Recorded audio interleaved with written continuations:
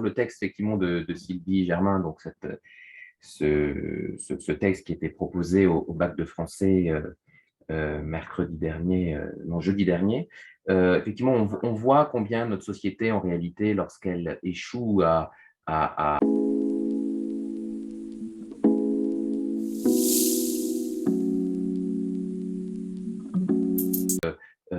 Oui.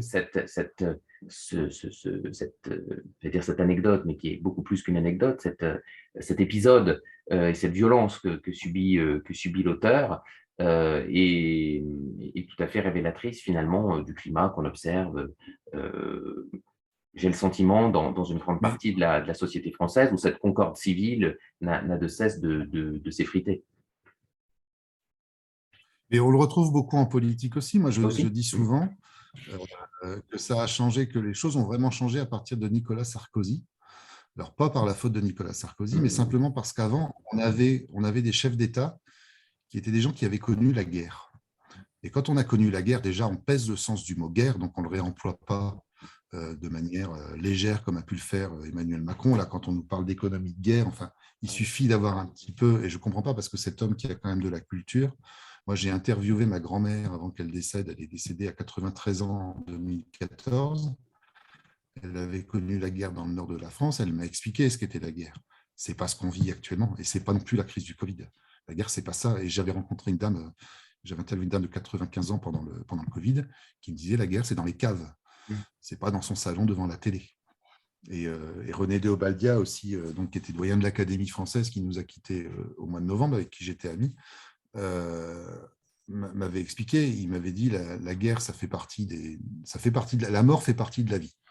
Il me disait toujours, moi je suis toujours, il employait le terme d'ébobie, d'être toujours en vie, parce qu'il est mort à 102, à 103 ans. Et il citait toujours cette phrase de Cocteau qui disait la mort ne me fait pas peur, je suis mort si longtemps avant d'être né. Et je pense que c'est un bon résumé. On a oublié en fait que la mort faisait partie de la vie. Et je crois que je suis un peu sorti du sujet dont vous m'avez parlé là, mais Non, non, non, c'est mais moi j'ai aussi l'esprit d'escalier. je suis un peu sorti. Mais Et, en et- politique, et- on retrouve ça, on retrouve ce manque de nuance. Voilà, c'est-à-dire qu'on a des gens, que ce soit Nicolas Sarkozy, François Hollande, peut-être un peu moins, parce que François Hollande avait quand même été éduqué par François Mitterrand, qui était quand même voilà, enfin, les chef d'État, traites. qui avait Hum. une activité, déjà un grand homme de culture, puis il avait eu une activité pendant la guerre, alors, qui a pu être de temps en temps critiquable et remise en cause. Enfin, bon, voilà, mais c'est des gens qui avaient connu ces périodes-là, qui savaient ce que voulait dire la cohérence sociale, qui connaissaient le sens de l'humanisme, qui connaissaient le sens de la mort. Et je pense qu'on a perdu cette nuance jusque dans les politiques. Moi, quand je vois la campagne qui vient de se dérouler pour les présidentielles ou pour les législatives, c'est encore pire. Mais je suis outré. Il y a une vacuité dans ce qui s'est passé qui est impressionnant. On a relégué tous les opposants au rang d'extrême. On nous a annoncé des catastrophes alors que le débat parlementaire tel qu'il va se produire aujourd'hui, parce qu'il va être obligé de le faire. Je veux dire, c'est le meilleur mode de démocratie. Avant de revenir sur les législatives, c'était ma dernière question. Je voulais juste rebondir aussi sur ce que vous avez dit sur la spiritualité, sur les croyances. En réalité, ce qu'on observe, moi j'ai été frappé par le degré, pour le coup, de dogmatisme et de religiosité qui a atteint le débat sur le vaccin, sur des sujets soi-disant scientifiques. La science, c'est le doute, le scientisme, c'est la certitude.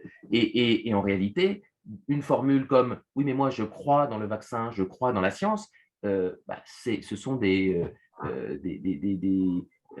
paradoxes dans les termes. On n'a pas à croire dans un vaccin. On peut éventuellement avoir Non, plus ou moins confiance. Mais en tout cas, le mot croire et l'idée qu'il puisse y avoir une croyance, et tout le vocabulaire aussi du miracle autour d'une nouvelle technologie vaccinale qui en réalité n'est pas si vaccinale que ça, et qui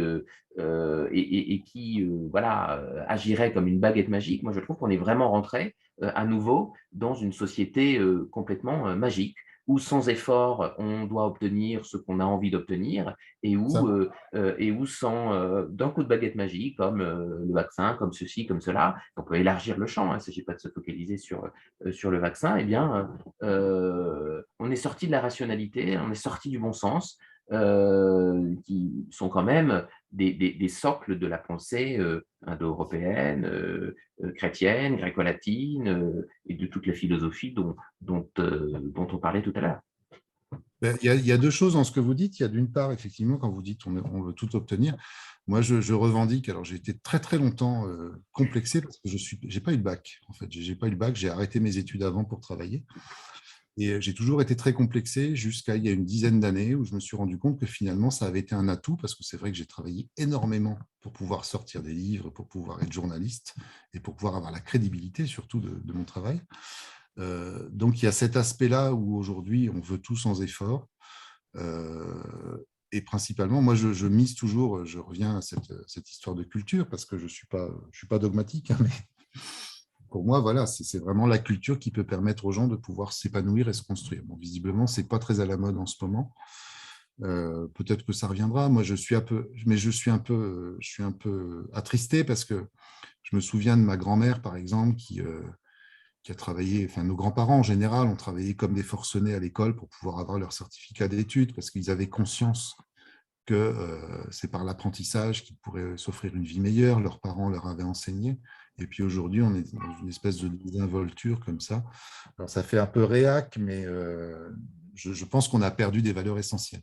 Et sur l'aspect de la croyance du vaccin, moi, je vais vous dire sincèrement, si j'étais président du monde entier, je pense que je mettrais Olivier Véran en prison immédiatement pour deux raisons. Parce que Olivier Véran, en dehors de son côté méprisant et arrogant vis-à-vis des Français, ça c'est encore autre chose, ça c'est un problème d'éducation à mon sens. Olivier Véran a fait chanter en fait la société en disant il y a un vaccin, vous n'êtes pas obligé de le prendre, mais par contre si vous ne le prenez pas, vous ne vivez plus. Je pense que ce monsieur a profondément abîmé l'image de la démocratie française, de l'égalité, on parlait de fraternité, de liberté, d'égalité, je pense qu'il l'a profondément abîmé. Et j'ai toujours pensé, alors je ne l'ai jamais écrit parce que, voilà, mais j'ai toujours pensé, pour moi, c'est un inquisiteur. Voilà, c'est quelqu'un qui croyait à titre personnel en quelque chose. Alors après, ça peut se vérifier sur un plan scientifique, sans doute. Je veux dire, je ne remets pas en cause l'efficacité du vaccin, mais je remets en cause, par exemple, le fait qu'on n'ait pas été honnête. Il y a des effets secondaires. Enfin, moi, je fréquente des médecins qui sont des gens qui sont médecins depuis 40, 50 ans. Il y a des effets secondaires. On a refusé de les voir sous prétexte que non, non, c'est formidable, c'est merveilleux.